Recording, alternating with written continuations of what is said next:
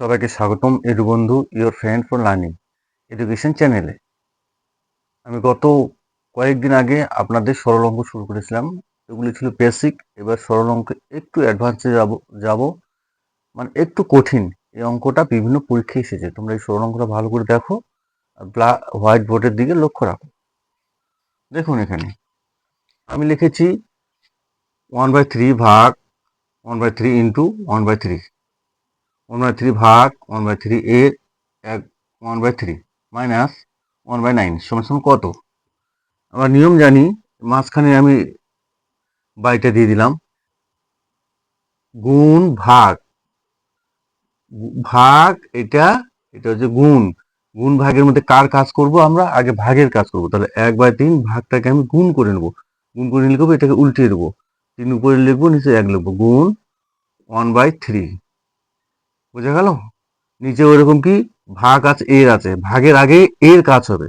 তাহলে 1/3 ভাগ 1 এর মানে গুণ করতে হবে। 1 গুণলে 1 হলো, আর নিচে 3 3 9 হলো। তারপর কি দেবো? বিয়োগ 1/9 সমান সমান আবার টান দেবো। এই 3 3 কেটে দেবো। 3 3 কেটে দিলে কি হবে? উপরে 1 1 1 থাকলো, উপরে থাকলো 1 1 1, আর নিচে থাকলো 3। এটাকে যদি আমি ভাগটা আছে গুণ করি, গুণ করলে কি হবে? 9টা উপরে যাবে, একটা নিচে আসবে। বিয়োগ 1/9 এখানে হবে। তাহলে আমি আবার যদি টান দিই, তাহলে 1/3 তো উপরে থাকলো, এটা যদি আমি কাটাকাটি করে 3 একে 3, 3 3 9, কি থাকলো? 3 থাকলো। 3 বিয়োগ 1/9 সমান সমান এটা সমান সমান এটা এটা কি লিখবো? এটা 1 ধরো নিচে আমরা। এইটার মানে হচ্ছে তোমার ভাগ চিহ্ন বা বাই। বাই মানে ভাগ, ভাগ মানে বাই। ভাগে আমরা কি করেছি?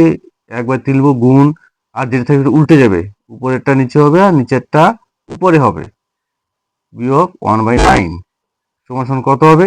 1 1 1, 3 3 9, বিয়োগ 1/9 সমান সমান 9 থেকে 9 বাদ দিলে কাটাকাটি 0 হয়। এটা হচ্ছে অ্যান্সার।